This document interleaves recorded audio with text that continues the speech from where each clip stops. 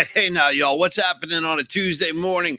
Good morning, all you groovy people. Thanks for stopping by PMP today. Great to see everybody on the comments line lining up. And for all of those unseen listeners and viewers out there, welcome aboard, man. Great to have you on board today. And, dude, I didn't see this coming.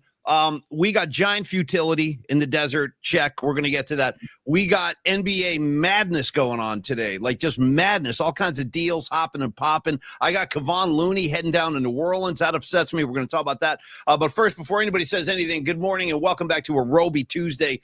Who's going to hang a name on you? Creative Tony, you're going with that, like, I'm not sure. Is it a robe? Is it a poncho? Like, what's the term for that garment you're wearing? This unidentified garment. Paulie, it's a beach robe, dude. So I'm gonna, yeah, it's a beach robe. It's terry cloth, and here's if you want to see the full body feature of it. Well, can you see that? So there. Why don't you just stand up? I'd rather you stand. It goes. That's how that. There it is online. That's what I'm wearing. It goes all the way down to like below the knees. It's great for when you get out of a pool or get out of the lake or get out of the ocean. Just throw that thing on. I mean, you can even go, you can go commando under there if you want to. I was just about to say, the mind wanders, thoughts pop into my head.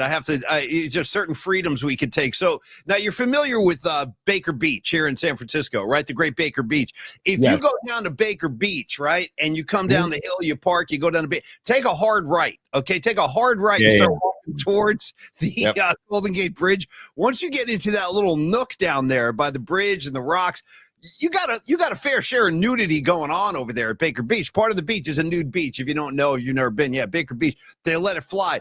Tony, how would you feel about marching out there in your man dress robe, whatever this thing is, and then just peeling it off and, I don't know, catching some rays in your birthday suit down at Baker? Are you comfortable enough? Are you confident enough? Do you have the cojones to go out there and parade around in your Creative Tony birthday suit? Tony, go.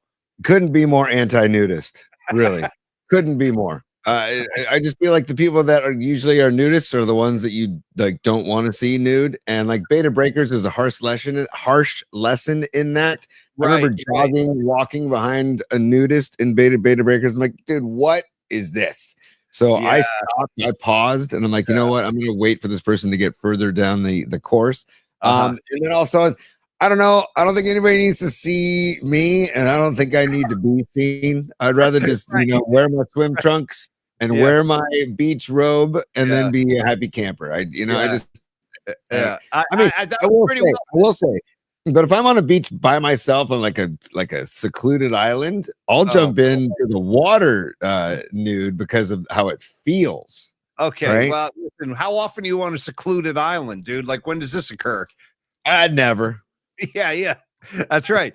No, right. And I second everything you said. I mean, I'm not, there's nobody, like you said, I don't think anybody wants to see it. I don't want to see, I don't even want to offer it up. So, dude, understood. I got you. By the way, Aaron Cass checking in with a Garmin question as we just get, and he's a super. So let's get him up there, Tony, before we dive into the show today. He's got questions and concerns. I'm going to let you handle this one. It's addressed to you. Go ahead.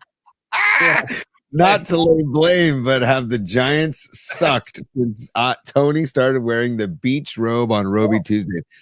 It's quite possible. Basically, the Giants have sucked since Chapman got hurt, basically, is what's happening. I feel like the Giants are now 5-12 in their last 17, and I feel like Chapman went out a few games before that. So I feel like they've sucked before, right when Chapman went out. But if you want to lay blame on the robe, I'm happy to do it. Although the comfort factor is deflecting any blame. So there you go. Okay, well, there you go. You got your answer, Aaron Caskin. Thank you, by the way. Now, hold on. Thank you, Aaron, for the super. Thank you, Aaron, for the super. By the way, sorry, bro. Thank you, man. No, you're fine. Pine Needle too. This is a great riff just to get the show started today. Pine Needle. I'm so anti-nudity. I close my eyes when I'm in the shower. I don't even want to see myself. Tremendous. Pine Needle. I feel you on that. I don't want to offend. I don't want to offend myself. All right, Tony. A couple of words on Dr. Matt Young as we get started today. Dr. Matt Young, our great sponsor, my dentist for over a decade, had a text exchange with him yesterday. He's out in Hawaii this week for the long week with the 4th coming on Friday. And don't forget, we got the farewell gig of Ozzy Osbourne and Black Sabbath happening on Saturday. So no show today, or excuse me, no show Friday. So the music assignment gets transferred over to Thursday. Just keep that in mind when you send in your Saturday. No, please God help me. Well, it's funny that you play that little lick right in the middle of a Dr. Matt Young thing. But let me pause Dr. Matt Young and ask a question. Do you expect to hear that song on Saturday? Oh, yes. Yes, I do. I do too. I do too. I mean, Yes, it's their namesake song, right? Mhm. Name of the band, name of the first album, first song on the first album. And by the way, I'm not just saying this for effect. When I first heard that song, Black Sabbath by Black Sabbath, it used to scare me. I'm not kidding. It used to act. God, dude. Yes. And the album cover is super scary too. I don't even like talking about it. I don't even like talking about that album cover. It's too real. It's too creepy. Who's that lady? What's she doing out in the field? I don't know what's going on, bro. But that lady scared the bejesus out of me on the cover of that Sabbath album. Is she a witch? A Wiccan? I don't know whatever's going on. Gave me the creeps, Tony. Anyway, back to Dr. Matt Young. Let's get back on point here. Dr. Matt Young, our great sponsor, my dentist for over a decade. He's in business in San Francisco for over 25 years. He's offering general dentistry. All of your implant needs can be taken care of there. And again, his practice is rock solid. Everybody in the office is super, super cool. Right down there in Union Square, by the way, if I didn't mention that, 490 Post Street. The entire team, as I say, when you walk in the door, it's a lot like Longbridge that way. Like as soon as you walk in, you're greeted by people that treat you like friends and family. Dr. Young specializes in implant surgery, implant restorations. He is the president of the American Academy of Implant Dentistry. We've offered up some of the Google reviews, some of the Yelp reviews. There's literally thousands of them, positive ones. Go ahead and check those out at your leisure. And again, Dr. Matt Young, make an appointment today. You see the info in front of you, but if you're just listening in, 415-392-8611. That's John Frank Alex Smith, everybody. 415-392-8611. Creative Tony will tell you about the email address and also the office hours, because I know he's a fan of the Saturday thing. My final comment on Dr. Matt Young, Tony, is he accepts pretty much all the major insurance companies, so you shouldn't have any problem there. He is the solution to any dental need or problem you might have, Big T. Dude, I was just talking about Dr. Matt Young on Saturday. Nice. Because the person I was at my nephew's baseball game, and I was talking to a couple of people, and my sister started talking about how they needed to switch dentists. So of course I'm talking to my sister about going to Dr. Matt Young, taking her kids to my nieces and nephew. Definitely. But then also somebody overheard me in the bleachers, like, wait, hold on a second. What are you talking about? I go, we can't stand our dentist, and our kids loathe going to the dentist. And so I started talking to Dr. Young about Dr. Young and how, you know what? I have a feeling if you went to see the Young Dental Group and Dr. Young, your kids wouldn't like be nervous about going to the dentist, so they wouldn't loathe going to the dentist, and you yourself wouldn't loathe going to the dentist. I think that's where it all boils down to, Dom. Sorry, my son. I saw my son just pass through the background.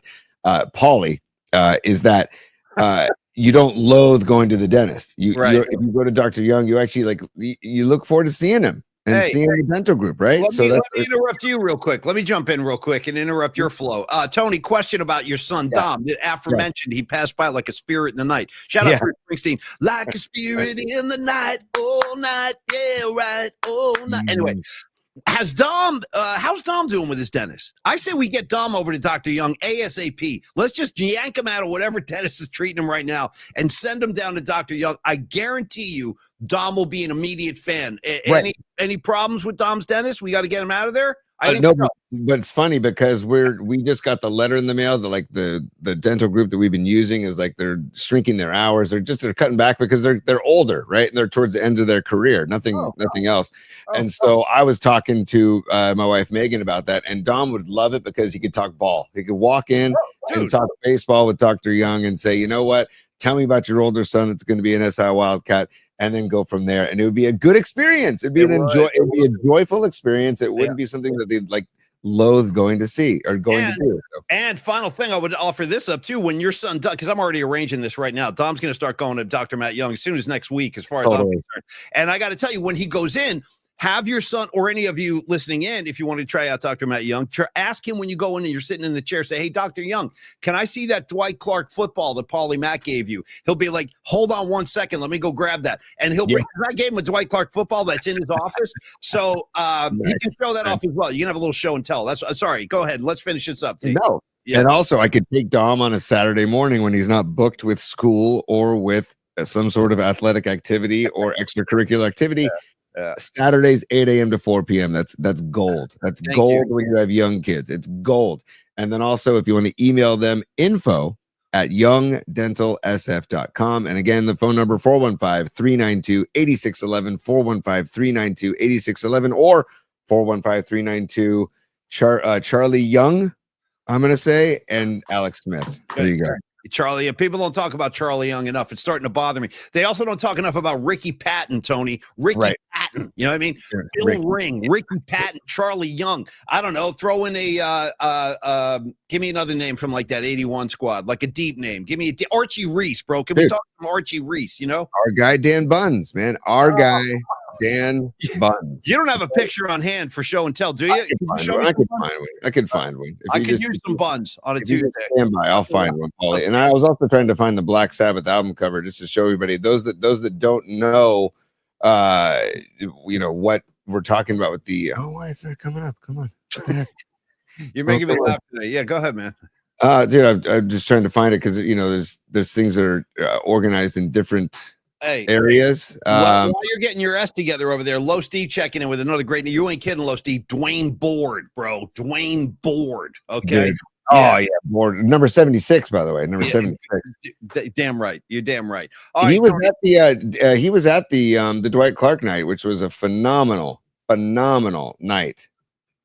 Absolutely. Yes, he was. It's always great to see Dwayne Board any chance you get. All right, Tony, I want to get into the matters at hand today now, a variety of stuff. Do you want to start with the Giants? Do you want to start with Kevon Looney? Do you want to have a word about Loon up top? Let's prioritize Looney just because we're not excited about the news, but let's prioritize Looney. I just want to say, as a Warrior fan, as a guy who's been watching this team a long time, I loved Kevon Looney. I really did. I love this kid, and I loved when he got drafted. You got to remember when he got drafted, it was a Bob Myers pick, and he came from UCLA. And I don't know if you remember, but he missed a lot of time at the beginning of his career. He had 2 hip replacement surgeries, and there was speculation that it just might not work out. This kid may never get on the floor and play in the NBA. What does he do? Rehabs his ass off and kind of absorbs this role that Steve Kerr gave him. And, he just became like in my opinion, in a lot of ways, kind of the heart of the Golden State Warriors, along with Draymond Green, obviously, he's been called the heartbeat by Coach Steve Kerr. Yep. But, you think about Kevon Looney's accomplishments, 10 years as a Golden State Warrior, 3 titles, 3 NBA titles. And my favorite, this is the thing where I said, damn, this guy is a baller for this kid's he's not messing around. 2019 finals when Klay Thompson blows out his Achilles, Kevin Durant goes down with the Achilles, all in the same series. Kevon Looney and the Warriors lost that game. They lost that series in 6 games. I was at the final game. That was the final game ever played at Oracle Arena and the final game of that Kevin Durant era. Don't forget, Kevon Looney played that NBA final series with a torn pectoral muscle. Imagine how difficult, think about trying to get when you got a torn pec, you can't do anything. And he's going up there grabbing boards. He's boxing dudes out. So the toughness of Kevon Looney, I wish him nothing but the best. And just a guy I always enjoyed, Tony. How about you? How do you feel about no question. And I'll take Looney with or without the face mask. I'll take Looney with or without braids or dreads. I like the braids. I prefer my Looney with braids if possible. Yeah. Yeah, dude. I'm going to miss him dearly because he was just one of those guys that there was no off-court nonsense with him. There was no chirping. There was no chirping. Nope. And you know what? He could have easily been upset with a diminished role last season because trying to get Post more minutes or trying to get D Santos more minutes, and he didn't bitch one. I didn't ever bitch. He just, he went along with it and did whatever Kerr asked and what the coaching staff asked. And whenever you needed good minutes, man, whenever you needed boards, whenever you needed the ultimate hustle, it was Looney, man. And so I don't know. He's one of my favorite all-time warriors. Definitely one of my favorite Warriors of this era, and all time for me, just because he's the type of athlete that I want kids to look up to, right? Like a pro athlete. Look at Looney. Look at how Looney plays the game. Look at Looney does what he's asked. He knows that he's lucky to be there, fortunate to be able to play basketball for a career and make really good money doing it.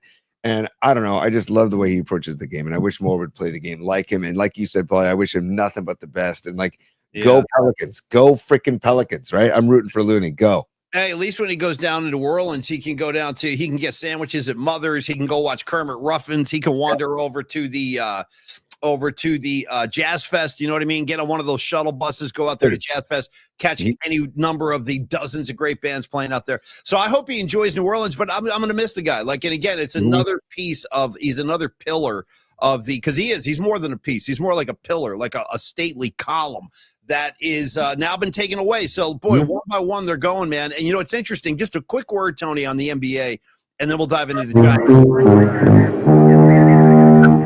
Sorry, Paulie. I want to welcome somebody to the show. It's a name we've never seen. Josh Berkowitz. I see it on the chat. Josh Berkowitz. I want to welcome Josh to the chat. He says, hey, guys, finally get to check in live instead of watching later. Love the show. Happy Roby Tuesday. So what's up, Josh? Hey. Thanks for coming. Thanks for joining the scene. And, dude, welcome to the PMP Army, dude. Welcome. By the way, couple things. Let me give you a quick Josh riff, and then I got to get to Low Steve, because Low Steve, bro, you just effing buckled my knees with that riff, bro, and I want to get to that in a second. But Joshua, real quick, when I hear the name Joshua, I think two things. One, the U2 record Joshua Tree, great album. And then number two, do you remember of course you do, the sitcom Friends, Jennifer Aniston? So her and Ross break up. And by the way, I wanted to punch Ross in the face every time I saw him. I was like, this kid, I've had it with Ross, dude. Don't mess it up with Jennifer Aniston. You know what I mean? She's coming out here with the plaid pants. Don't mess it up. Anyway, when she broke up with Ross or whatever the dynamic was there, I remember she started dating this guy, and she was like, well, my new boyfriend, Joshua is going to be here in 20 minutes. Joshua is picking me up. And the whole way she said that, Joshua. Anyway, Josh, welcome aboard. All right, number two, Los D. Los D. And I'm going to go ahead. Bro. You know what I'm saying, dude? I had to present that. That's the face you wanted to punch? She was like, yeah, there you go. Badly. Elbow him in the face, a roundhouse kick, anything would work. Anything would be fine. Maybe a leg sweep, dude, like Karate Kid, you just leg sweep his ass. Anything to Schwimmer, dude. Paulie, Schwimmer. No, I don't need a lot of Schwimmer. I need zero Schwimmer. You know what I mean? I'll give him some love in the OJ documentary, though. I'll give him some love in the OJ documentary. He was good in the OJ documentary. That's all. Was he playing like Kardashian? Was he playing the lawyer? No, he played. Yeah, exactly. He played Kardashian. It was great. All right, good. Really well done. Sorry. All right, a lot of laughs are coming at me fast and furious, which is great because we need the kind of therapy today. I'm calling this laugh therapy. Giant fans are offer up laugh therapy. All right, so I love to laugh. Remember, Mary? That's Mary Poppins, right? Will you ponder that while I deliver? Yeah, it is Poppins. Okay, good. I appreciate that. So Los D is sitting there when we said, hey, Kevon Looney's on his way down to New Orleans to play with the Pelicans. Los D throws this thing from Scarface, bro. Pacino sitting in the sunken jacuzzi in his bedroom. In his friggin' bedroom. It's right there. And he's watching like the Animal Planet Kingdom network or whatever the hell it's called. And at one point he's got the champagne, the cigar, he's got bubbles all over him. Michelle Pfeiffer is walking around. She's pissed off. And then he's watching TV and you see like a group of pelicans and he goes, fly, pelicans, fly. Tony, I'm gonna go ahead and have to demand that sound as quickly as possible. I need to hear it tomorrow. Los D, tremendous comedy moment from you. Fly, pelicans, great call. And anytime we mention Kevon Looney going forward, I want the Fly Pelicans drop. Tony, go ahead. So say good night to the bad guy. So that's not Fly Pelicans, but just imagine Fly Pelicans in that accent. So, Paulie, yes, Looney, tip of the cap for all you did for the Dubs. But Paulie, we've been avoiding it. We got to get into the Giants because first of all, Paulie, happy July 1st. June is over. Happy July 1st. So does this mean the end of the June swoon? Does it? Because the calendar has moved to July. And also, Paulie, happy Bobby Bonilla Day. Yeah. Because Bobby Bonilla just got paid another, I wrote it down, $1,193,248.20 today. Yeah. And that is just, I mean, that's going to go on until 2035, dude. Yeah, good for him. Hey, good business right there, man. Smart move. Hey, just give me 1.1 mil. It's essentially 1.2 because, like you said, it's 190. Well, let's just round that up to 2. So it's like 1.2 mil every year, and this has been going on already for more than a couple of decades. And when does it end? 2035. 2035, basically, yeah, another 9 or another 10 years, dude. So, or another 9 years after this year. But Paulie did. Okay, we got a golden sombrero by Devers. We have a silver sombrero by Adamas. Adames, I can't take it with Adames anymore. I'm sorry, I can't take it. I think Melvin seriously should I don't know what to do with him, but I've had it with, and don't come at me with the smile. I don't want to hear about his effing smile. And then Tony, he's doing like the Tommy Lee 2 eye black lines. What are you going with the double? What do you need to do? I'm not done complaining. Still complaining. The 2 eye black lines, don't like it. Also, don't like the purple shoes. Cut the crap. Hit the baseball, man. I'm sorry. I'm out of patience. But that's not happening, Paulie. He likes the drip. He likes the flair. He's going to keep the purple shoes. It's harder to embrace the drip though when you suck. You know what I mean? If you want to have some drip, you give me something. At least your guy costs, and I know you got a problem with the cost drip too. And it is. It's. I mean, dude, the personalized sweatband. It's like, but he's hitting. At least hottest hitter, who, by the way, who may not play, who hurt his hamstring yesterday and may not play. We're waiting on word from Koss about his hamstring. Dude, if Koss goes down, that means that'll be the 3rd infielder down. And are we talking Devers playing third base all of a sudden? Like, are we going to see Devers at 3rd if Koss goes down? That's actually that's probably on the table. That's probably being talked about right now. Yeah. But so now, Paulie, they're 16 for 97 with runners in scoring position after going 2 for 7 last night. They've scored 7 runs in 36 innings. Let's see what else. Oh, and you know what ticked me off last night, man? Give it to me, man. What? Dude, Fitzgerald comes up, new pitcher on the bump. Fitzgerald jumps on the first fastball. The double. That was like the highlight of the game for the Giants. That was like their big offensive moment. Yeah. Which Thomas almost flagged down. That dude's a badass center fielder. I love the way that kid plays. But he almost snagged that on his diving play. But dude, great piece of hitting by Fitzgerald. And then what does Bailey do? What the frick does Bailey do? The first pitch, the next at bat, with you have Fitzgerald on second base. The go-ahead run is on second base with 2 outs, and the pitcher throws a lazy, like an off-speed pitch, and dude, Bailey just all arms, just throws the bat at it, little foul ball pop up. I'm like, dude, what are you doing? Like, I was just sitting there going, you're a professional hitter, dude. Like, you have a runner in scoring position. It's a tie game.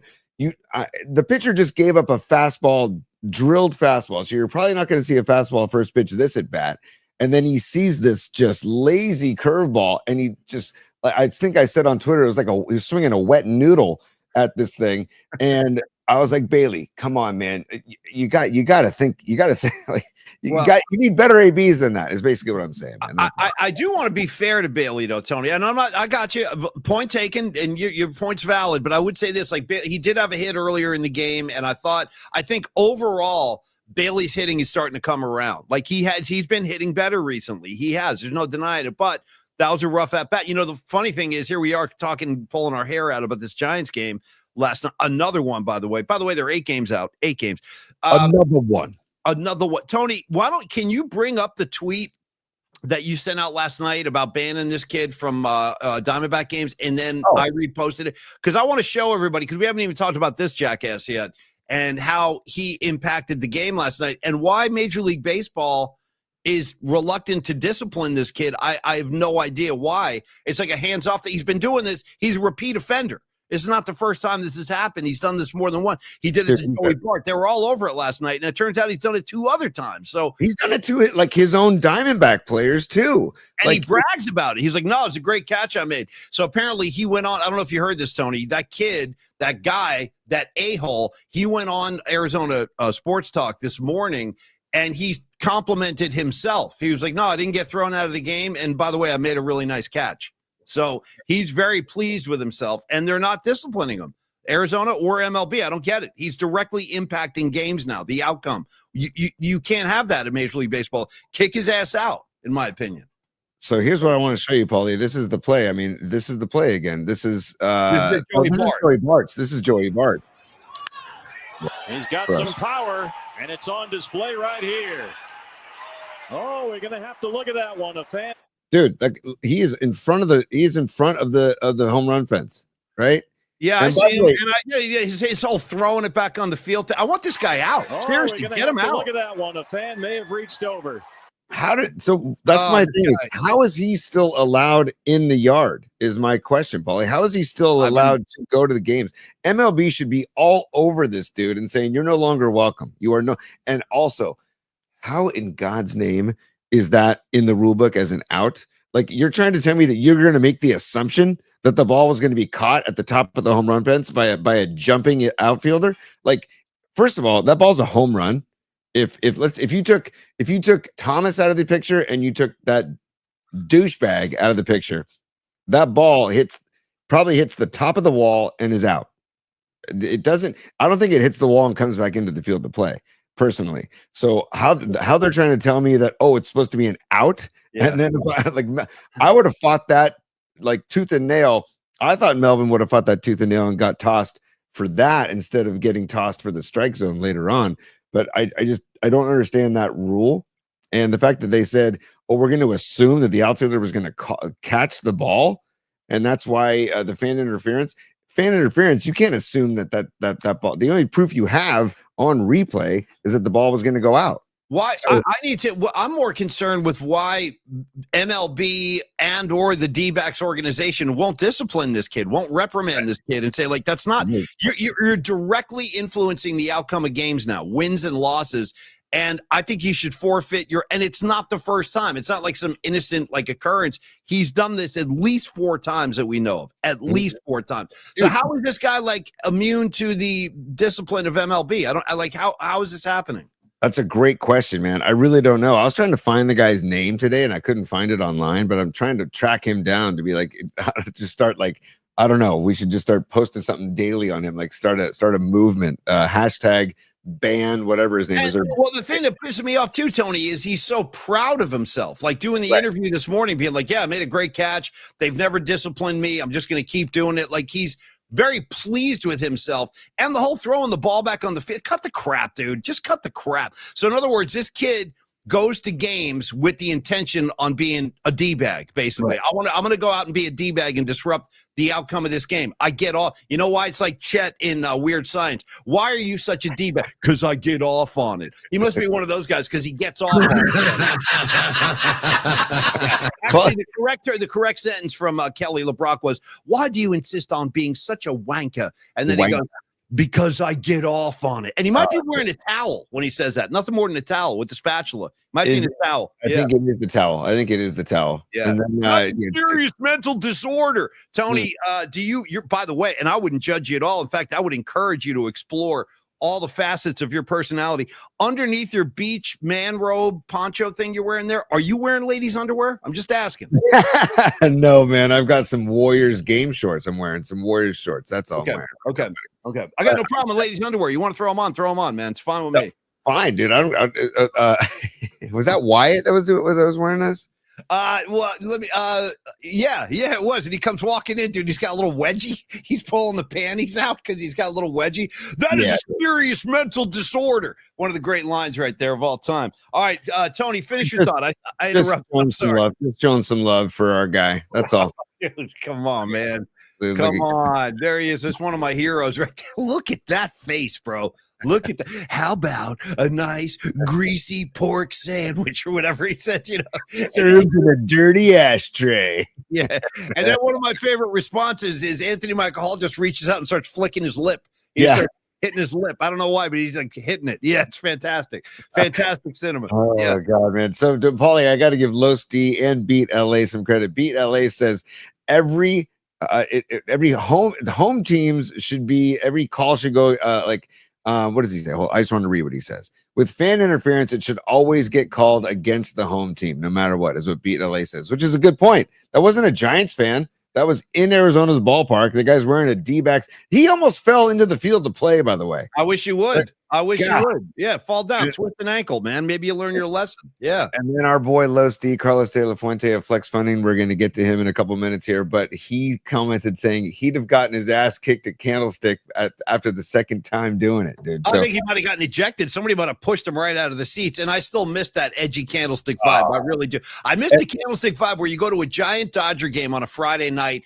there's brawls going on, and I'm there being a little kid. I remember guys would be up in the seats, Tony, burning, lighting, going to the concession stand, buying a Dodger pennant, bringing it back to your seat and then lighting it on fire. Yeah. They used to just burn them. They just burn them in the seat, and everybody would be like, yeah. You'd be like cheering, and this guy's just holding the burning. Dude, if you did that today, there'd be like a SWAT team on you, bro. Totally. They'd have you chicken winged. You'd be in a paddy wagon. Back then, it was just like harmless fun on a Friday night. Yeah, it's just candlestick hijinks right there, Dude. man. Fantastic. By the way, Paulie, I feel like there's a slump busting going to happen today. I feel like the Giants are going to bust out of it today, and maybe this is just me, my being so delusional that I need to say something like to get myself out of the funk, and the Giants to get out of the funk that they're in, like the month-long funk. By the way, Jung-Hoo Lee finished the month of June batting 140. He's another guy. He's on my list too, man. Jung-Hoo Lee, Adames, Devers. I'm giving a little bit more room to because he just got here, but still, hit the ball. Give me something. Devers is like when he walks back to the dugout after yet another strikeout. I'm like, does this guy care? Like, I'm looking at his face. I'm like, I'm not sure Devers really even cares right now. The whole vibe. That's the other thing, Tony. The lifeless vibe. Do you feel it when you see these guys just one after another? It's like a carousel of losers coming up to the plate and then going back, coming up and then walking right back. It's like, God, where is the life, dude? Where's the fire? Where's the pulse? They are definitely in the midst of it, the funkiest of funks, man. And dude, hey, Jung-Hoo, you're left-handed. You've got wheels. Feel free to drop one down, dude. Try and mix it up. Try and like this kid McCarthy on Arizona, who I really like. Thomas and McCarthy, really like those guys because they use their speed to their advantage, man. And I would say once a game they show bunt, and they don't do it to bunt, but they do it to keep the infield on their toes. They do it to keep the infield from shifting. There's a lot of benefits to at least even showing bunt. Because then they're not going to shift you. Then they're not going to shade you as much. What's the primary reason, Tony? Sorry to interrupt you, but I like what you're saying, and I agree with you. I'm a fan of bunting the baseball, too. It causes a lot of problems. Especially in the sun. Paulie, especially when you're $140 for the month of June. You got to mix it up, man. You got to do something different. You got to mix it up. So here's my question then. Using your baseball mind right now, what is the reason? What's the baseball reason they're not doing that? Considering how bad they're playing offensively, why not try to provoke something, a spark? Like, why wouldn't they be trying that? Because it does take that one hit that kind of reconnects you with the whole feeling of being back on first base. But I can also argue that a drag bunt, successful drag bunt, could get you to that place as well. And if you're $140, dude, if you're batting $140 for the month of June, man, like there's some bad batting averages on this team, dude. These averages, I see them coming up. I'm like, are you kidding me? Everyone's hitting like under 250, under 240. It's like, God, man, what is it? It's really bad right now. But I see that's because the hitting is so bad. I would think this would be the ideal time to provoke a spark by laying down a bunt. Hey, let's talk about Low Steve for a second, Tony. And just from my own head, you know what I mean? Just to get off this topic because I'm getting upset again. And by the way, Bird song tonight on the Hill. Maybe he'll straighten it out. We'll see. They're going to have to get the bats happening at some point, too. And I'm not done talking about this kid. I want to go back to this jackass in not Arizona. A kid, by the way, Paulie. He's like a 50-year-old man, dude. He's not a kid. Seriously. I don't like him. I don't like his face. I don't like how proud of himself he is. Like he gets off on just being a D-bag. And he's bothering me. Anyway, Carlos De La Fuente, that's a guy that does not bother me. This is a guy that made me laugh 10 minutes ago. Maybe the biggest laugh of the day. Fly, Pelicans, bro. Phenomenal idea for a soundbite. I'm all over that. Creative Tony, I hope you can cut that today because I want to hear it tomorrow over and over again. Hey, Kevon Looney's in New Orleans. Fly, Pelicans. Okay. Carlos De La Fuente. He is doing his thing. He's not flying to New Orleans, but he can take your phone calls at 925-250-4894 and answer any question you might have about private money loans, about mortgages. Maybe you want to tweak your mortgage or try something different. When it comes to your finances, we talk about the importance of trust. And Carlos is like, he's one of us, man. He's on the line right now. I see him. He's talking to Dom right now. And you should have a conversation with Carlos as well. If you're going through what I'm going through right now, which is still putting kids through college tuition payments. That's the thing with finances, Tony. For a while, you're like, hey, I got everything under control. This is great. Then all of a sudden you start getting those college tuition bills coming in and you're like, I need to make some moves here. So maybe that's the thing. Maybe you need to move some money around. Maybe you need to somehow just access more cash in terms of a loan.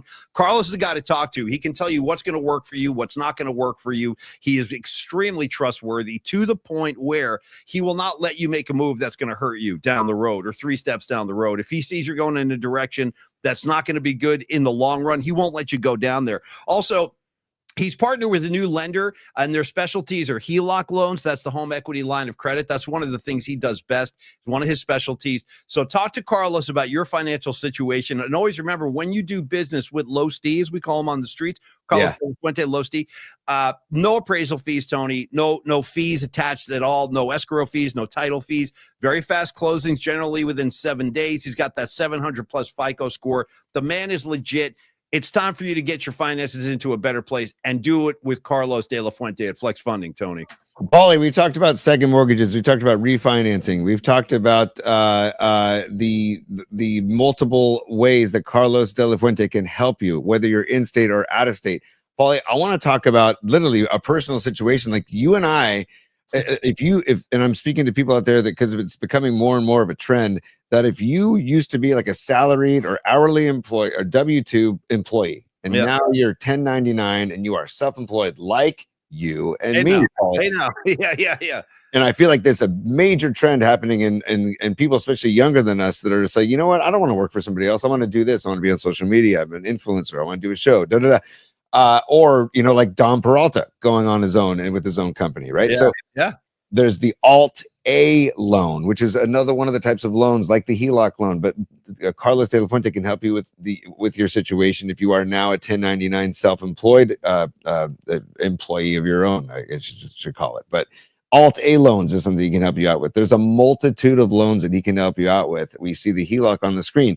So it's just, and back to the type of person Carlos is.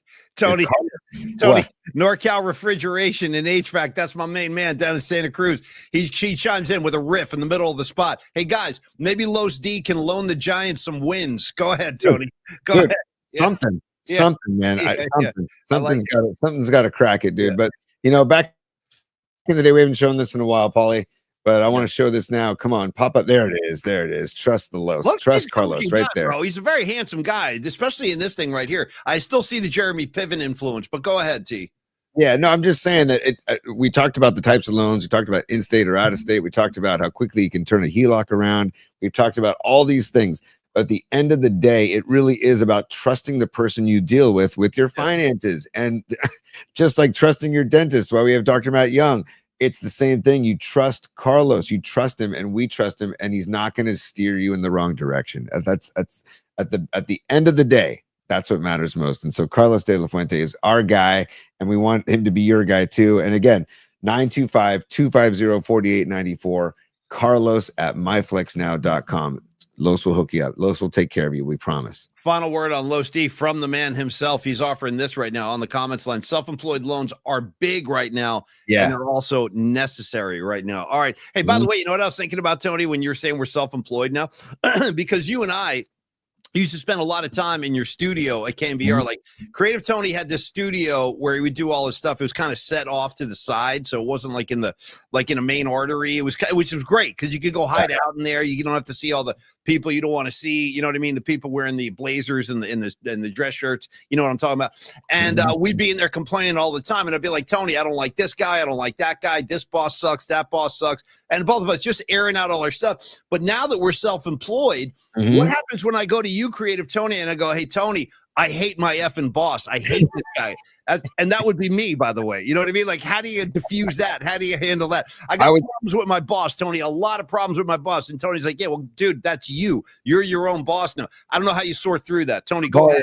I would say this to you. Shut the fuck up, Chico, man. That's what I would say to you. Okay, give me that, bro. Give me that again. Give me Chico again. Shut the fuck up, Chico, man. That's what I would say. 100%. Shut the blank up, Chico, man. All right. Drop. That's just for your head. That's all. But Paulie, I feel like tonight is a slump busting night. I really do, because back to slump busters. Okay, slump busters. Creative Tony's gonna talk slump busters. 808 KNBR. Go ahead. Well, I have a top three. I have a Tony's top three. We'll probably do tomorrow night. If I shouldn't say, I'm not planning on the Giants losing tonight, so it might be null and void by tomorrow. But I'm going to save that for tomorrow night because we're going to get to bookmarks here in a second. But nice. It's Birdsong against Zach Gallen tonight. Okay, just Birdsong's got a 4.13 ERA. Gallen 5.75 ERA, 5.75 ERA, dude. So, and just a couple of numbers on Gallon to give you some mojo, some vibe, some confidence for tonight. And I'm going to get to the Nutter here in a second. Okay. That's a good question, Nutter. Hang on. I see your super. Hang on that. By the way, I don't think I've ever said this out loud, but great handle, the Nutter. I'm just throwing it out there too. Yes. Great handle. Yes. Tony, finish your thought. You're talking about finish your thought, man. We have great handles on the show, man. Seriously, dude. Pine Needle. We got Your Mom Is Cool. We got Rising Wolf. How about this guy, Tony? Antonio. I don't think I've seen it. Is he new, Antonio? Is he new? Anyway, he's been around. He's been lurking. And then our new guy from yesterday, J. Just the letter J. J. Yeah.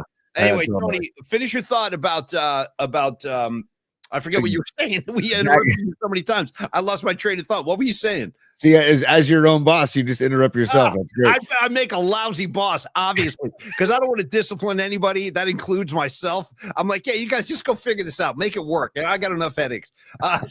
Tony, go ahead, man. I am not leadership. I'm the first guy to admit that. I am no leader. You don't want to follow me anywhere. Yes. There we go. So I'm going to get us back to Zach Gallen. He's given up 19 home runs this year so far. That's a lot of home runs to be given up as one pitcher. He's 1-5 at home. Yeah. Okay. 1-5 at home. He's given up in his last 2 starts. He's given up a combined 12 runs in 10 1/3 innings. So he's given up a lot of runs right now. So I feel like they're running into a pitcher that might be serving up some gopher balls tonight. Let's hope that's the case. And we need Birdsong to dial it in.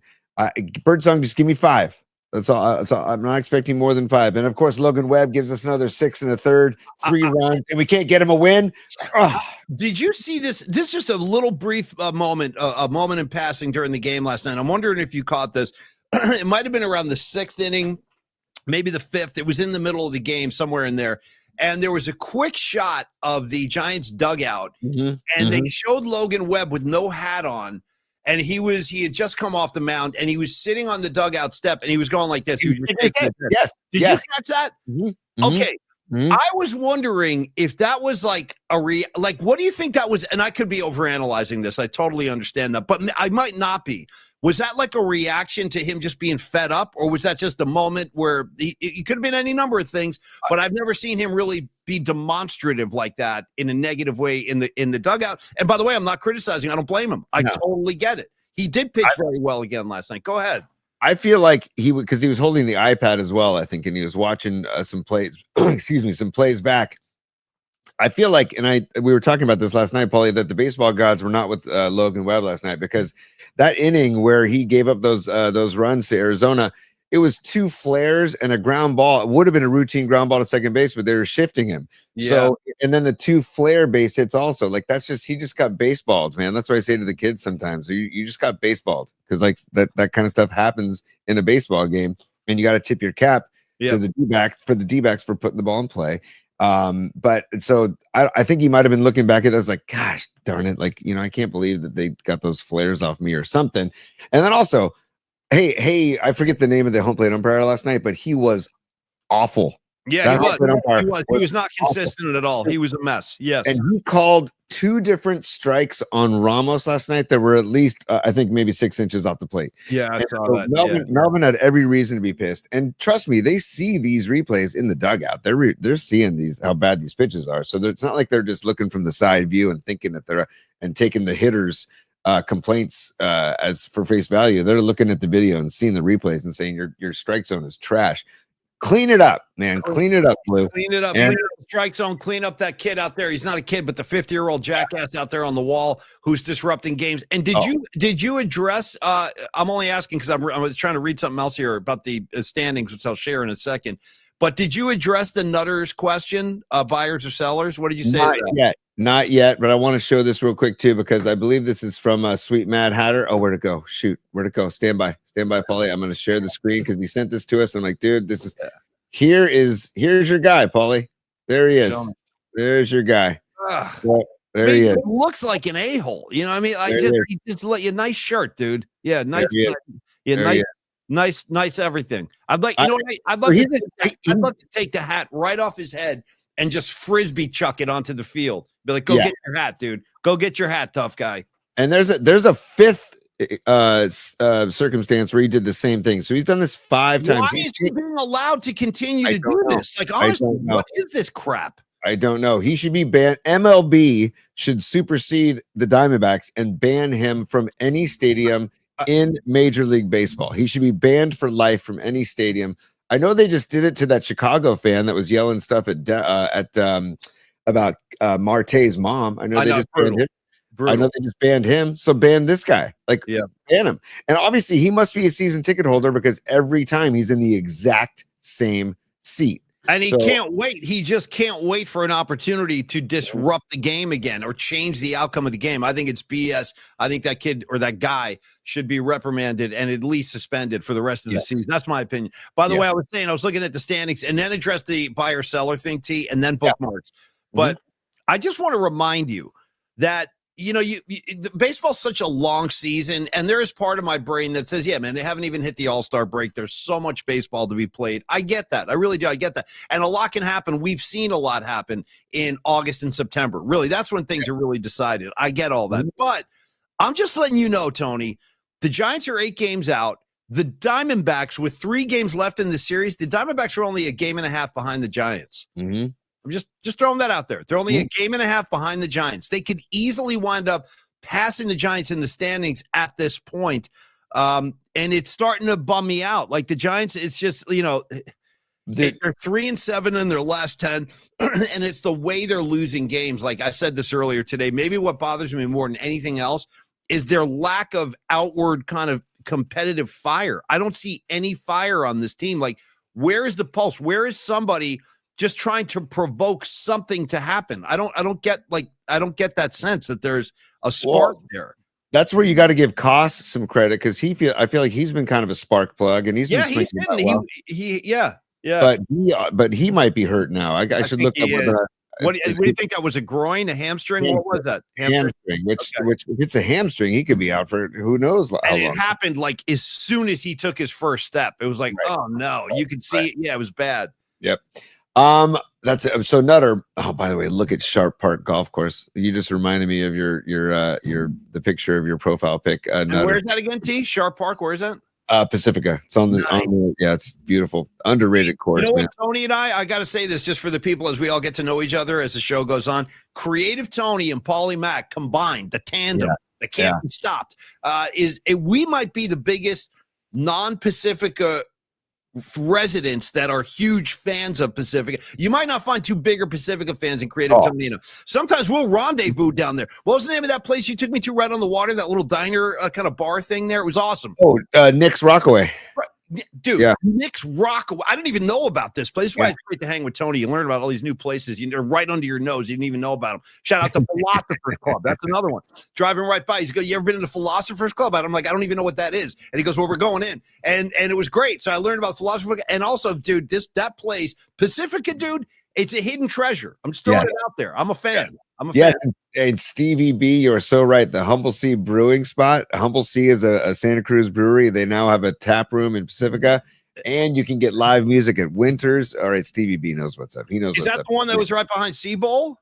No, a different spot. Because that was another outdoor spot that had music. I forget the name of that one. The other bar that was right behind Sea Bowl, like they share that parking lot. That's changed hands a few times, unfortunately, and I heard it's going to be another brewery. I think Neil Donardi actually knows people that are trying to open that spot right now as a brewery and pizza joint. So, by the way, I love Neil. He's like out there consulting people, dude. That's how much of a badass Neil is. He's consulting people on how to start their own business. My only question is, like, I think about this is that, and these are the things that concern me and keep me up at night. But Tony, we're halfway through the calendar year 2025. Essentially, we're getting into July now, and at the end of the year, we are going to launch the first annual PMP awards show. I don't know what's going to be called. We used to do the Murph and Mackey's on KMBR. We're going to do a similar thing here where this is going to be a dogfight for the first ever Lifetime Achievement Award. The first one, it could be Rags, it could be Los D, it could be Dom, it could be Stevie B. You know what I mean? It could be could be Noemi. I don't know. So anyway, I'm already worried about that. Like, how are we going to sort this out? Because the Nutter's dropping signs now at Sharp Park there's so many worthy contenders. I'm just saying, I look forward to that, Tony. We got to come up with a Lifetime Achievement Award winner, and it's already starting to concern me. Here comes Ray Goodman, more Pacifica love, and still got to answer the question. Yeah, I was going to say, let's get to Nutter first, then we got Ray. We'll get Ray in a second here, but Nutter, I say they should be buyers, is what I say, because they have Adamas, they have Devers. I don't know what they should be buying is the question. I'd have to think about that. Well, they just got a bat. They got a great bat apparently with Devers. So, yeah, I want speed and contact. That's what I want, man. I want speed and contact. The power hitting, I hate trying to rely on the long ball. I hate it. I hate it. It's my least favorite type of baseball. I hate it because, and I tell this to kids that I coach. Like a couple kids that hit home runs. Like we had a couple home runs that went over the fence in our last All-Star game. And I said to both kids, were you trying to hit a home run there? And they go, well, no, I was just trying to make contact. I said, exactly. Home runs happen when you're not trying to hit them. So I just trying to hit home runs and I just put the ball on the ground, find a gap, move runners over, get on base, swipe some bags. This is why I got to ask. See, now I got to pepper you with more questions. So you're telling me, because when I played baseball, when I played like Little League baseball, dude, I would just swing. There was no science to my at bats, bro. If I saw the ball, see ball, hit ball kind of thing. Yeah. But like for you though, you're saying like this is the thing that really blows me away about like great baseball players, that they actually have influence on where they put the ball on the field. That to me is like I can't even imagine that. Like, hey, I'm going to go opposite field right now. Like if I did that when I was playing, great. But I can assure you it wasn't intentional. So here's my question. You just said home runs happen when you don't try to hit home runs. But I've seen you, dude. I've seen you get into the batter's box at Oracle Park and practically leave the yard. You went right up to the warning track, and I got to assume you were trying to do that. So let's hear your response to that. But that's also when I know it's a certain speed fastball coming at me every single time. Okay. You know Good answer. Good answer. Right. Yeah. But like certain situations, you have a job to do as a hitter. If there's a runner on second base, you want to try and get a base hit, but at minimum, your job is to get that runner over to third at minimum. So you want to try and hit the ball to the right side of the infield. If you have a runner on third, you want to try and put the ball in the air and hit a fly ball. And that's what Matt Chapman is good at this, dude. Matt Chapman's a good sac fly hitter. Like not a good sac fly hitter, but he can put the ball in the air. Like you have a minimum, you have a job to do. If you get on base yourself, great. That's extra, right? But minimum, you got jobs to do. And then you can this is getting really technical, but like I like it. I like when you do this. I'm actually asking for that. Give it to me. You can hit the ball where it's pitched, right? Like you don't try and pull outside pitches. You don't try, and then like you want to try and let the ball travel at times, and then go the opposite way, or have an inside out swing. Like it can get technical, so you can't like pinpoint where the ball can go, but you can definitely have a purpose. But I hate this freaking launch angle crap. Me too. I hate this exit velocity crap. Yeah, me too. You know what, Paulie? Get on base. Yes. Get over, score. That's baseball. That's the game of baseball, man. Get on base. We move the runners over. We score a run. And I just miss like hitting as a science as kind of guys we used to. Guys like Will Clark, guys like Tony Gwynn. Like watching their at-bats were so – it was just a thing of beauty, man. And I kind of miss that approach too. I'm not a launch angle guy either. Ray Goodman. See, I'm not surprised. I lived Pacifica off Manor Drive the first 3 years in Cali. See, Pacifica, dude, why doesn't Pacifica get more love or more attention? Dude, Paulie, Pacifica doesn't want any more love. They like being kind of that nook. Yeah, and I think the answer to that question is a lot of people don't like the fog. Yep. And they say like, oh, it's too fucking. I'm one of those really weird, unusual people where I don't mind the fog, and I know like I'm like the 1% of 1,000,000% that hate it, but I like it, dude. I think it looks amazing. First of all, the visual. You ever been up on Mount Tam, dude? You can hike Mount Tam, sit up there, and then watch the fog start rolling in off. It's incredible. It's absolutely incredible, and I like the fact that it cools things down. Does that make me the bad guy? I'm just asking. No, okay. Dude, by the way, Don Peralta, yes, fog is nature's air conditioning. Man. Yeah, Stevie B. See, me and Stevie B always locked in. But Stevie B, I'm a fog head. You're damn right you're a fog head. Shout out to K-Fog fog heads, right? Shout out to Jamie Lee Curtis, Tony. The Fog. Okay, The Fog. That's what? Actually, filmed in Pacifica, a very dark movie, but a very good movie, The House of Sand and Fog, which is filmed in Pacifica, dude, with Ben Kingsley, dude. I'm telling you, it's very, very, very good movie, but also dark too. Shout out to Ben Kingsley's I still can't believe this even happened. Shout out to Ben Kingsley's cameo on The Sopranos when Christopher went out to Hollywood with little Carmine to try to get him to sign on to their movie Cleaver. They went after Ben Kingsley, and Christopher's like falling off the wagon, so he's doing like coke and he's drinking, he's all messed up, and they're out at the pool, and Ben Kingsley walks by, and Christopher goes, he's like rubbing his nose, he's like, Sir Ben, dude, Sir Ben, bro, hey Sir Ben, yeah, it's kind of a Godfather meets Amityville Horror or whatever he said. It was tremendous. Anyway, Ben Kingsley. Tony, do we do bookmarks? How do we handle this? We can do bookmarks to wrap the show, but I just want to say also, I want to just give a quick story about my college coach at USF. Shout out Rich Hill. He's the University of Hawaii head coach now, and he was University of San Diego after USF. Any relation to Giants catcher from the 1970s, Mark Hill?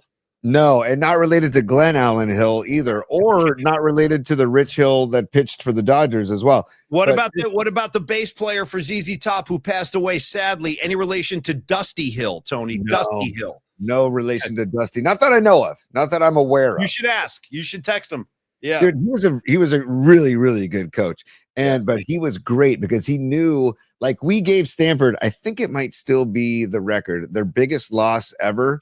I think we beat Stanford 18-5, and I don't know if that still stands as their worst loss in the history of Stanford's program. Right. But dude, Mark Marcus, the coach of Stanford, hated playing up at USF because you leave the freaking paradise that's Sunken Diamond to come up to San Francisco, and the fog and the cold and more of a bandbox diamond. Good. So our coach, he was like, that's our 10th player. See that fog? And shout out the Hayes Healy dorm that overlooks the baseball diamond. It's like, I don't know, like 10 stories. Yeah. And it overlooks the baseball diamond. And most days the fog would come climbing over that dorm onto our field. And our coach, Rich Hill, be going, there it is, baby.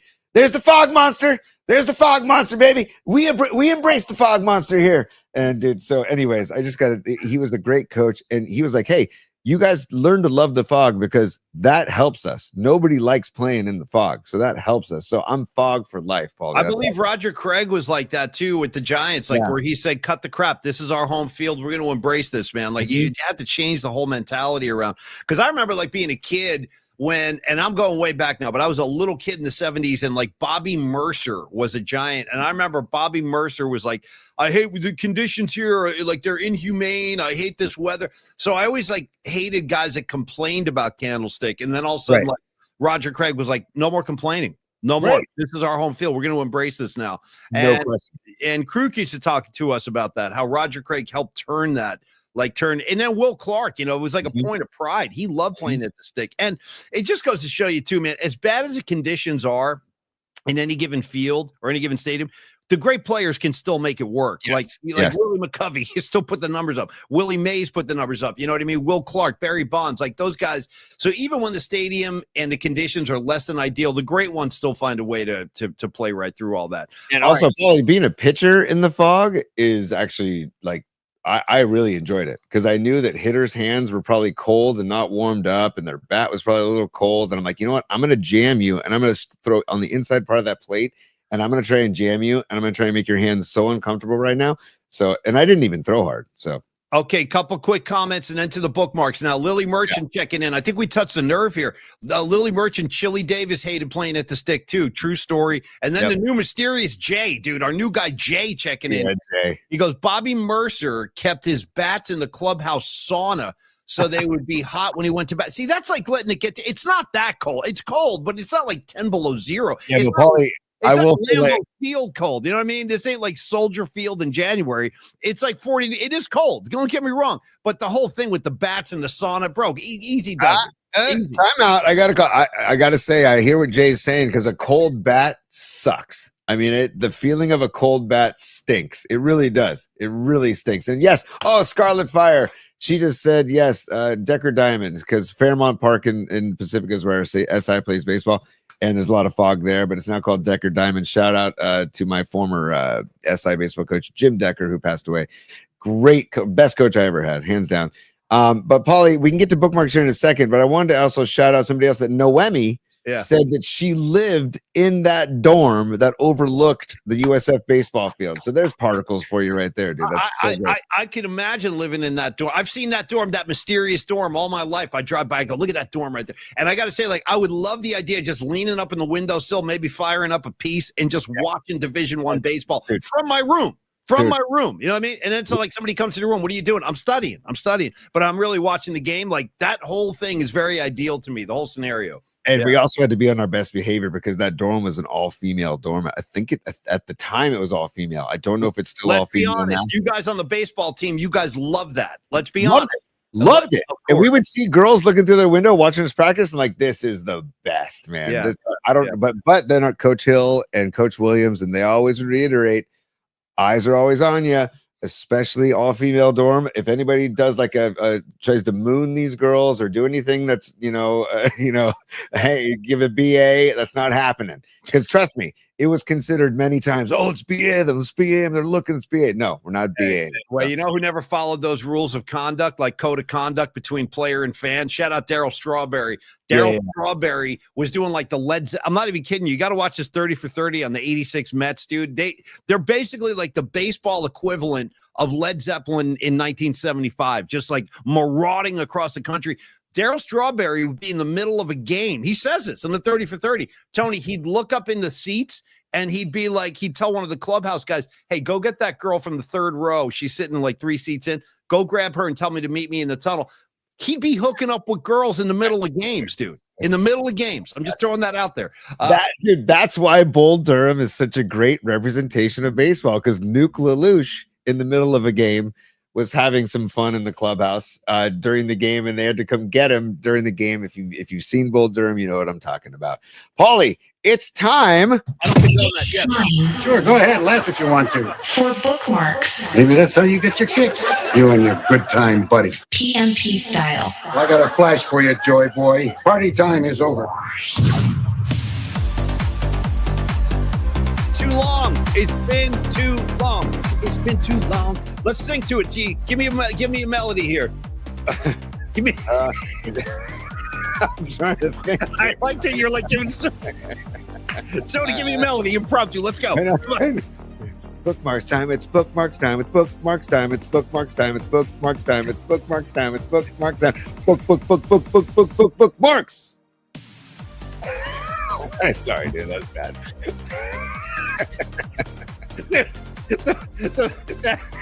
Dude, let me tell you what I liked a lot when you did this. You go, book. Mark. Dude, the pause. Dude, the freaking pause. Give me this up. I want to jump in on this. Turn this up, man. Hold on. That was fantastic. Bookmarks time. Bookmarks time. It's bookmarks time. Bookmarks time.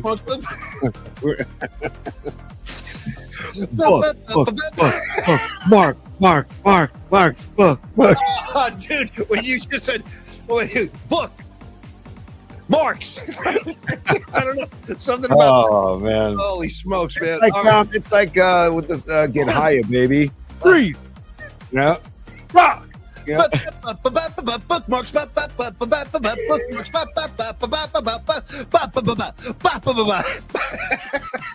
I don't know, bro. It's been a long show. What do you want from me? Marks. Like, come on. Dude. Holy smokes, man. All right, let's get into it. Turn down the bed, bro. That you really knocked me out on that one. That was really good. Book. That's good stuff, dude. Hey, so P, this is Carlos De La Fuente, our guy. By the way, follow Carlos on Twitter at LosDLF. So, and he says, F this clown, and he's talking about this guy right here. This is the guy he's talking about.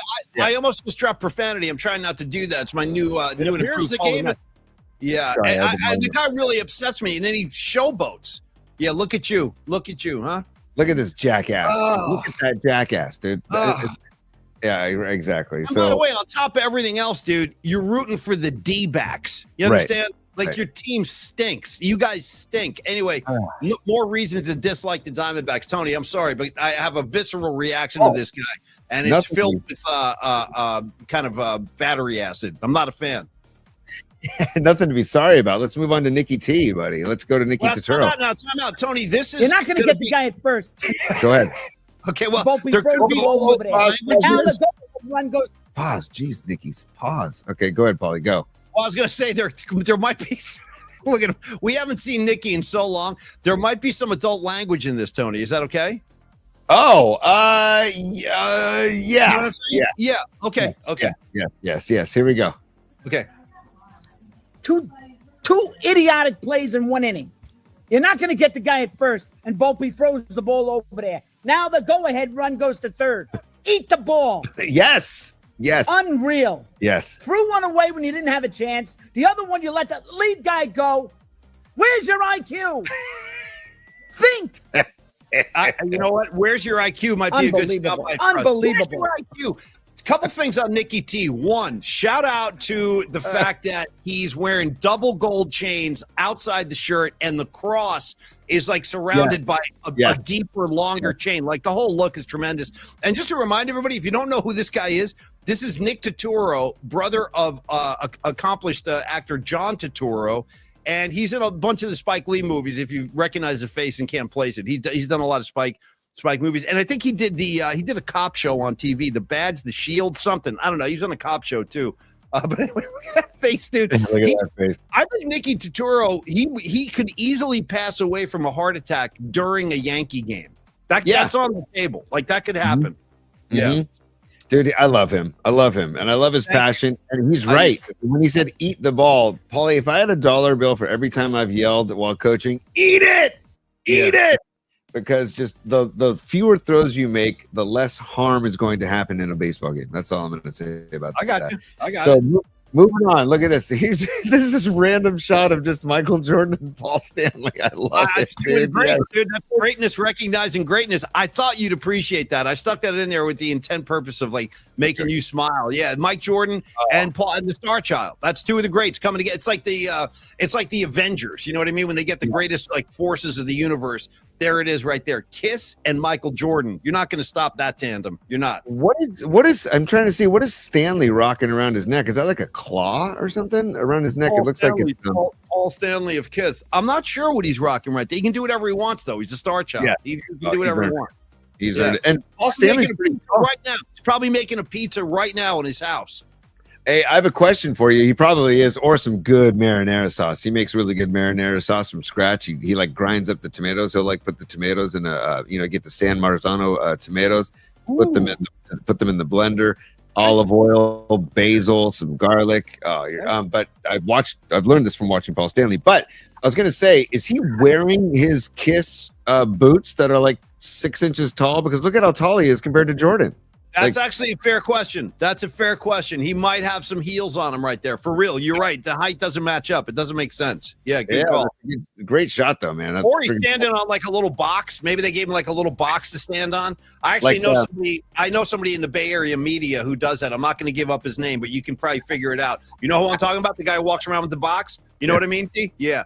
There is a guy. It's a true story, man. And I got no problem with this guy. He's a good guy. But there is a dude, he's slightly undersized. And when he goes out to do like a sports report at a game or like on the streets, he actually carries a box around so he can stand up on it's crazy looking. Anyway, Tony, sorry. I would say, Paulie, he's a great dude. I would say he's a great dude. And also dude. Yeah. Tom Cruise rolls that way too. He rolls around with the box on the set of movies when he has to do interviews. Moving on. Oh yeah, I saw this too, Paulie. So Larry Krueger reposted this and he says, why play the season when we already know the outcome?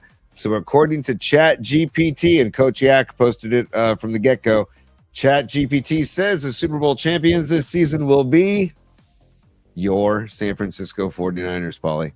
And they're beating the Chiefs, it looks like, according to this. Looks like that would be the Super Bowl matchup right in the middle. Hey, ChatGPT, get off the Chiefs' nuts. What are we doing? Like, God, enough. Get off the Chiefs' nuts, you say, huh? Sorry, that was bad. No, don't be sorry. You made me laugh. That was good. Anything that makes me laugh is more than welcome on the show. Yeah. All right, keep it coming, T. What else we got here? Oh, okay. Did you put this in here? This is a guy just doing street performance? I put this in here. Yeah, just check it out. This is just a great moment right here. There we go. So you press the button, and he'll start giving you the funk. Would you like to continue? Nice. The funk. Commencing in 3, 2, 1. Don't be afraid, just move your waist, get face to face, don't hesitate, put your back this way, take time to space, life is a playground, and we gon' play, and I'll pave the way, and you rock the me, I would dance the day, until the night is day, I'm so far away, I just you and me, celebrate and make it Christmas Day, all day. Oh, so good, P. That is fantastic. Not bad. I'd be pressing that red button all day. I'd be pressing that red button all day. Just standing there burning J's, hitting the button. Right. All right, a couple more, and then we'll wrap it up here, T. What do we got here? Oh, I put this in here. This is Rudy Sarzo posted this, dude. It's a picture taken on July 4th, 1982 at Ozzy and Sharon's Maui wedding. It's Ozzy, Brad Gillis, and Rudy Sarzo. They borrowed the Luau Band's equipment for an impromptu rum-filled acoustic version of Paranoid. Wow. So is that amazing? So I was like, you know what? On Black Sabbath week, I was like, you know what? We got to give love. So you see Gillis is sitting down on the left, right? Yep. And then you see Ozzy in the middle, and there's Sarzo over there on the upright bass. Is that killer or what? You know, it's crazy, man. This is going to be such a big, it's amazing. I've never seen that photo in my entire life, and I'm a big fan of all these guys, and that's really, really cool. Sarzo looks right at home playing that stand-up bass. He looks right at home. And Tony, I don't know if you noticed, actually, I decorated my record of the week. I actually have Ozzy and Randy Rhoads up right now behind me. Nice. Yeah, it's just time. It's time to pay our respects. We grew up with these dudes, you know, and the fact that Ozzy's bowing out now because of health issues, it's, you know, I'm slightly emotional about it, and I think this weekend it's really going to hit home. Like watching all this stuff unfold, the last Black Sabbath show ever. It's happening this weekend. Yeah, and it was called the Double O Tea Room Trio, is what they called it, because must have been the name of the tea room where the Maui wedding was happening. So I guarantee you, Ozzy was hammered out of his mind right there, Totally. out of his mind. During those years, those early 90s, that's when he was peeing on the Alamo, getting locked up. I mean, Ozzy was a true, he's become like this cuddly kind of teddy bear guy. But back when we were growing up, Tony, he horrified people. Tony, I put this up here for your head. I know you're a big Maddox fan. Just look at some of these numbers, just for your head. Just check them out. 92 to 95. And by the way, why would Chicago have ever let him get away is a mystery to me. But look at that, Tony. 37. I'm a big complete game fan now that they don't happen anymore. 37 complete games, 11 shutouts, 946 innings pitched, 733 strikeouts. This is in a 3-season span. That's all. Yeah. A 1.98 ERA, dude. And how many home runs allowed per 9 innings? A third of a home run. 0.3 home runs allowed per 9 innings, dude. One of the best pitchers of all time. I loved what I could go off on what would you say in like one sentence or as briefly as possible? What was the secret to his success? Because he was not a hard thrower. Location and speed, like off speed, like keeping people off balance. Location and keeping people off balance. Dude, his fastball wasn't hard. No, it's like 91, 90 maybe, something like that. I might have been high 80s, but he still threw with such precise control. And also, when he would throw a changeup or a curveball or like a cutter, then his fastball would seem faster. He was a master. He was a master. Do you know? I don't know the answer to this. Do you know if he ever had Tommy John surgery or did he not? I don't think so. I'm not positive on that though. Actually, Why don't more guys try to pitch that way instead of blowing their arms up, trying to throw 100 on every pitch? Why don't you see more guys doing Greg Maddux mixing speeds? It's the same. Why do people try to do launch angle and exit velocity? Like it's an ego thing. It's a machismo thing. It's I want to throw hard. I want to blow it by people. And Maddox is like, no, I'd rather just throw 85 pitches and call it a day. Throw 9 innings, 85 pitches, call it a day. And have you baffled? Because like that's the other thing too. When you see a pitcher that doesn't throw hard, your instant reaction is, oh, all right, we're gonna get to this guy because he doesn't throw hard. But then you dig in and it's like, oh boy, he's putting it literally exactly where he wants to put it. Yeah. Not going to happen today. That's awesome. It's great, man. Maddox, man, for life. This is Beanball. I think we already talked about this. This is Beanball. Yeah, you can pass that. That was older. Yeah. Here's our guys, Paulie. Oh, let's end with this. This is perfect. This is a perfect way to end. Okay. Yeah. But do you want to go to there's another one in here I put in here. Hold on. Hold on, Paulie. I'm going. I'm not going anywhere. I'm good. I put another one in here along Raise me to a lot. Raise me to a lot. Yeah. You saw him just pass by. Yeah. Oh, there we go. Okay. Yeah. Dude. These guys are taking over.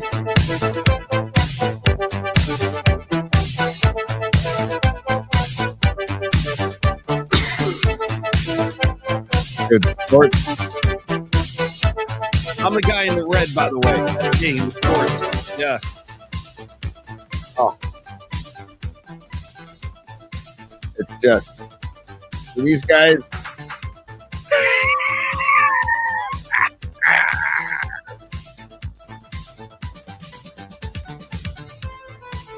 It's just I can't get enough of those guys. Dude, and by the way, I don't think they're kidding around. I think they're serious about this, but it's Italo disco, Paulie. That's all I gotta say. Italo disco is what they're calling it. And yeah, it's just here's one more. We can just give one last taste and we'll call it a day. Sure.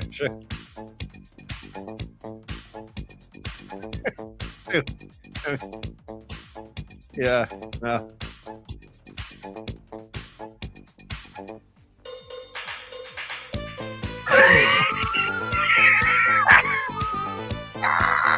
Dude, the double drumstick point.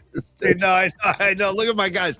By the way, I want to be the guy with the guitar. You can be the drummer. I want to be the guy on the right with the tank top, dude. Amazing. Hey, Tony. No, you're going to get more of these guys. They're posting stuff like on a daily basis, so we'll continue to show those guys and have a good time with it. Hey, thanks for the laughs today, man. I needed all those laughs, so good. And they were very essential to our survival as a fan base of the San Francisco Giants. I want to thank all of our friends for lining up today. Tony, go ahead. Yes. Give us the loose. Give us the loose. Give us the loose. Give us the loose. Give us the loose. Give us the loose. What loan would you like? Sorry, Paulie, as you were going to get to say thank you to everybody for tuning in. I also want to thank our sponsors, Carlos de la Fuente of Flex Funding, but you can take it away from there. I just want to get the musical accompaniment for our boy, Lefty. 100%. Yeah, just want I hear the spoken word part of the song. That's the Los. I want to say thank you, Carlos at Flex Funding. Of course, our main man, Los D. Reach out to him anytime and talk to him about any financial matter you might have questions about or just ready to do some business.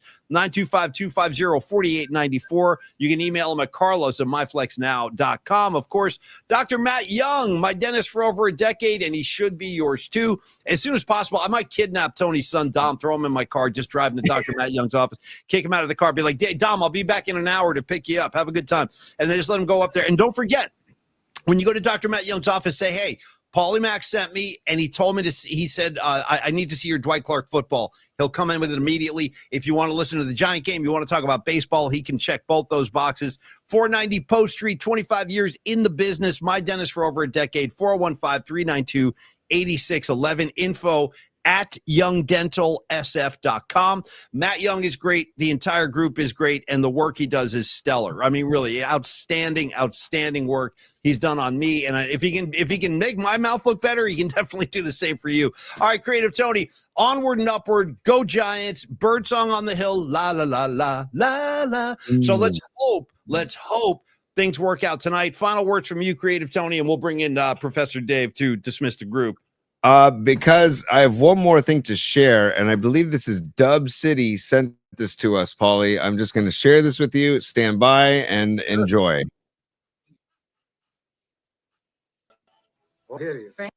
Did you catch that? No. You catch that? One more time. It may not be loud enough. I may have to put it on just and load it on the soundboard, but I'll try it one more time. Here we go. Manny, look at it. Pelican fly. Come on, Pelican. Okay, I got it. It's very soft. We'll jack up the volume tonight. Come on, Pelican, fly, Pelican. Dude, Low Steve, that's you, buddy. That's my favorite. That's the biggest Low Steve moment of the year, as far as I'm concerned. Biggest contribution to the show. Come on, Pelican, fly, Pelican. And drinking the champagne, smoking the cigar, all about it. Thank you, Low Steve. And thank you for sending that in. We'll adjust the levels and make it part of the show on a regular basis. Creative Tony, Diamond Dave, if you could. We'll stand by first. So say good night to the bad guy. And then Class dismissed. And Paulie. There we go. Thank you, Creative Tony. Fun show today. Hey, listen, don't forget, everybody, we got a short week. We're off Friday, but we will deliver our musical assignment on Thursday. And there's my Ozzy and Randy album I was talking about, the tribute album, which is, by the way, freaking outstanding.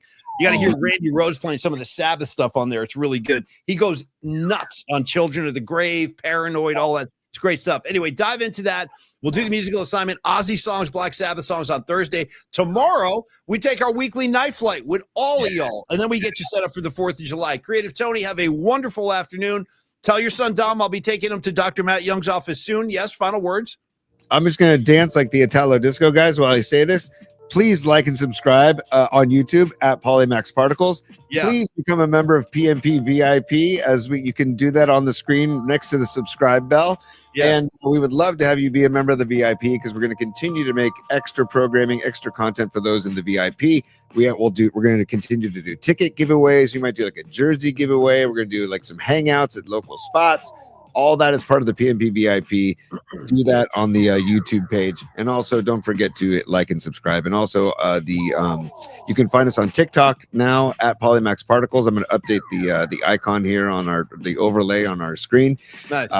We're at Polymax Particles on TikTok, and we are also the audio versions are on Spotify, Apple Podcasts, and TuneIn. So thanks. Also, thank you for all that. And also, please do subscribe. Like Tony said, that helps us out a lot. You can like the show. That helps us as well. Excuse me. And I want to say thank you to everybody for supporting the show. For all of the unseen people that we can't see, you might be on Instagram, you might be on Twitter, you might be on TikTok. I don't even know where the hell you are. Maybe you're listening on Spotify. Whatever the case may be, thank you, guys. Thank you for supporting the show. For the people I can see right in front of me, Escobar, Dom, Stevie B, Scarlet Fire, Rags, all of y'all, you guys know how we feel about you. It's a family. We freaking love you. We'll see you soon. Creative Tony, enjoy your Tuesday. Go Giants. Don't give me – if I see that kid in the front row again, I might book a flight. I might be booking a flight to the desert. I'll cancel the show tomorrow. I know he's not a kid, but he's a jackass. And I'll listen. I'll get, you know what I'll do? I'll get 3 tickets. One for me, one for you, and one from Big Steve from the Vallejo Angels chapter. We'll fly Big Steve in there. No more hijinks from that guy. I guarantee you, no more hijinks. All right, everybody, have a great day. We'll see you tomorrow night on the night flight. Thanks for everything, you guys. Cheers. Peace, y'all.